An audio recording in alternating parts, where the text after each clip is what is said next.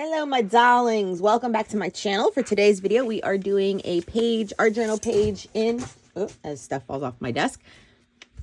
Hello, everyone. Welcome back to my channel. For today's video, we are doing an art journal page in my new Dina Wakley ledger journal.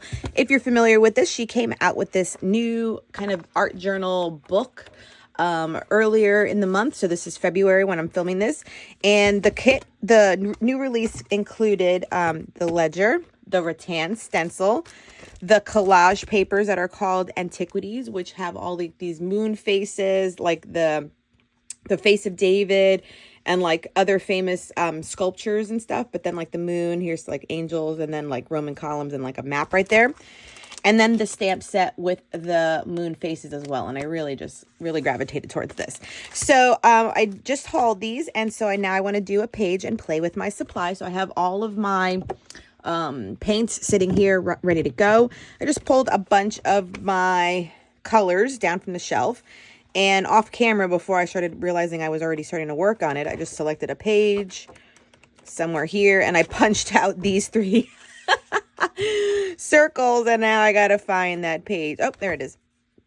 Okay, so this is where these were cut out, but actually I didn't want to use this page. That's why I kind of did it uniformly, so I can come back to it. I still just wanted to use them to stamp on them with the stamps, but have them match the background paper a little bit. That's why I went with the cutting them out here. So we'll do some sort of messy background. We'll play with the stencil and have some fun and play with the things. And then on another visit or day, you know, for art journaling, we'll use this. And oh no, because then I would have to definitely keep them there. I was just thinking, I was like, maybe it'll be a peekaboo moment, but it could be. You know what? It could be. If I line them up perfectly, then this would be a little peekaboo moment. That may work. See, I'm glad I did it very symmetrical. But I did have an idea of just like scattering them there. So, see, this is how we make choices together. We make the choices together. You know what? I do like having it a peekaboo. Okay, so let's get to stamping. Let's get to making some stenciling and everything else. And maybe, do I want to go over to this side too? Maybe we should. Maybe we should. And what I'm thinking though is that I still may want, oh no, maybe I can do some collaging on this side instead of having more moons on that side. Okay, that's what we'll do too. Okay, see, so I was already generating all of the things in my head. But now let me grab a bristled brush so that we can get some paint down. And it's just dry. And let's stamp first so that way I can then add them and add some more paint too. All right, so that's the game plan right now. So let's get creating.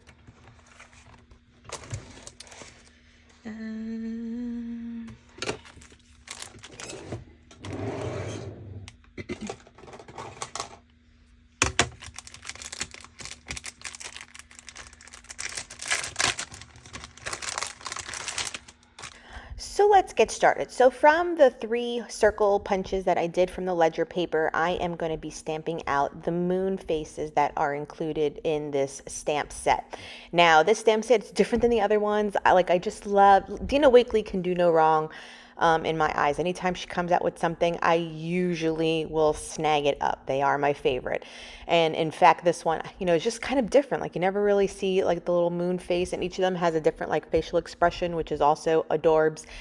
And so I'm stamping them out, and we're going to use them as like the little peekaboo area because they fit perfectly so that we can see them when the page is closed, which I thought was a nice little kind of nod to making a, you know, a cutout page. So in order to prep the page, I'm going to go in with my white gesso just to tone down the background a little bit. As you saw, I also did some random stamping, and so that will kind of peek through your page as well. Now, this is like what I just call, what I was saying, like a play session. You know, we're learning how to play with our supplies, or even if you already know what they do. This was going in with no plan other than color. color. And this is a new color to me. Believe it or not, I didn't have this pink colored called magenta in my collection. I had all the other kind of red and pinks, but not the true like bubblegum pink. So I was happy to finally add this to my collection. And I'm going in with Ocean. Ocean is another like turquoisey blue that I just love. And then this is like my favorite purple ever. It's called Iris. So 3 of my favorite colors. I think I go in a little bit later with some orange to kind of have another pop of color, but I don't think it's very much. These are the 3 dominant colors. And as you saw, I just went in with a dried bristle brush and did brush strokes randomly. I tried this technique of kind of peeling away, or not peeling away, rubbing away some of the paper with the stencil. But I guess my paper was still very wet, and while I took off the stencil, it also ripped the paper, which is why I'm going in with another layer of paint. And I was like, forget that. That technique didn't work.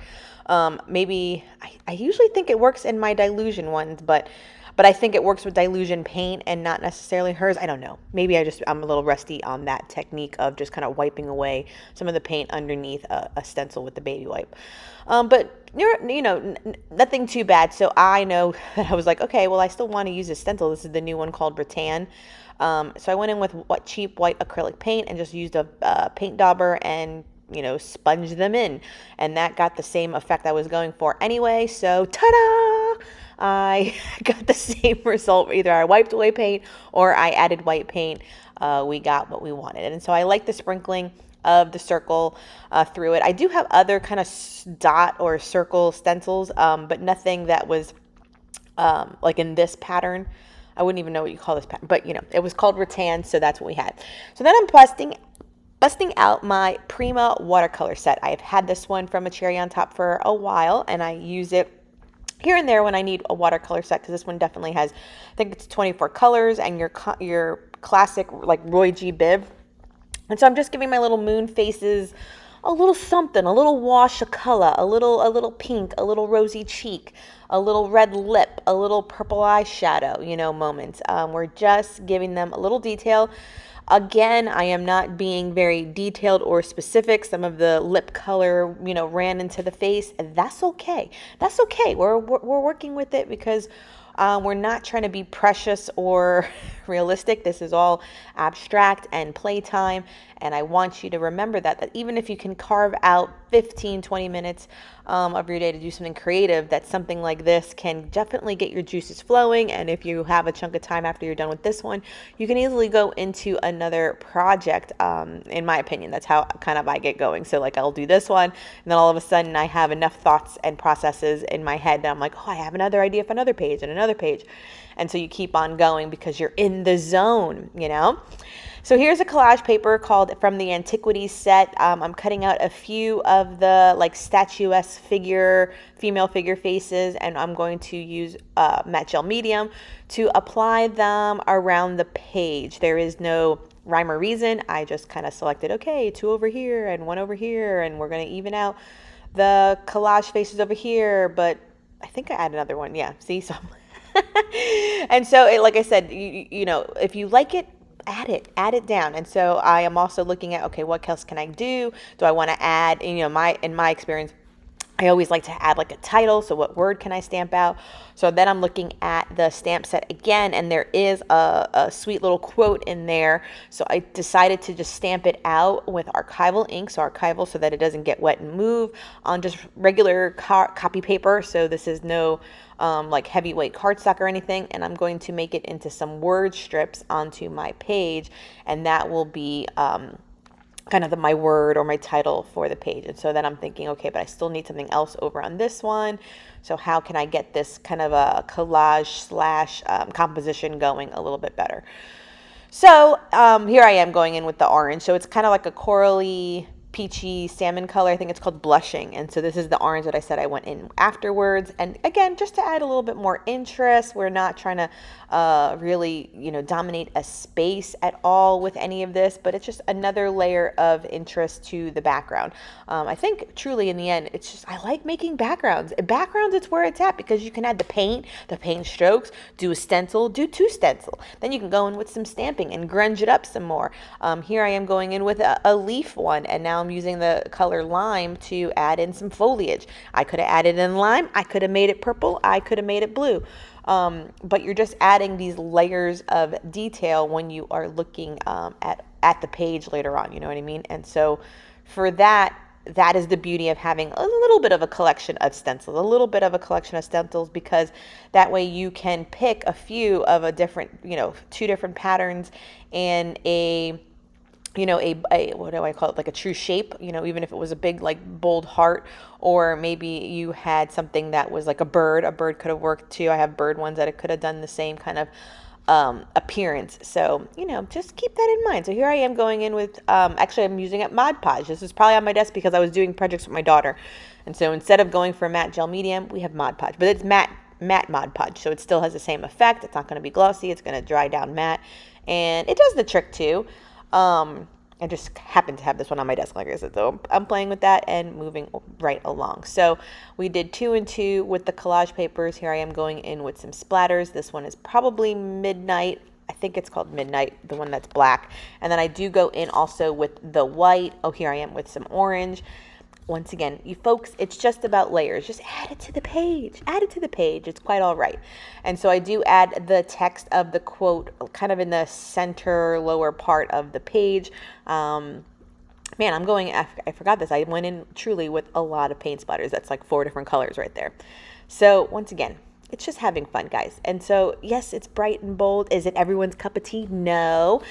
Is it my best work? No, but we had fun doing this whole page, and that's the whole point. And just have fun, guys. Just have fun. I encourage you to play with your supplies and have a little fun. Okay, and this is how my page turned out. So remember I did the little peekaboo moments. So once you open it up, and here we are. Those glued on quite nicely with some of the, I was using the fabric beak. I love this stuff. I love this stuff. I don't know why. It's just my go-to glue. But here we are with all the moons and all the paint and all the collage and all the fun, bright stuff. So fun. I'm going to have fun collaging in this one. The paper is fun, and like I think I mentioned it earlier, like I'm normally not someone that likes the vintage look, meaning the cream and the brown discolored paper, but for some reason this is hitting different, and I'm excited that I have it. So this is good. I will leave the links to as much as I can linked down below. Thank you for joining me as always. Please subscribe if you are new to my channel. Give this video a thumbs up, and until next time, everyone, bye.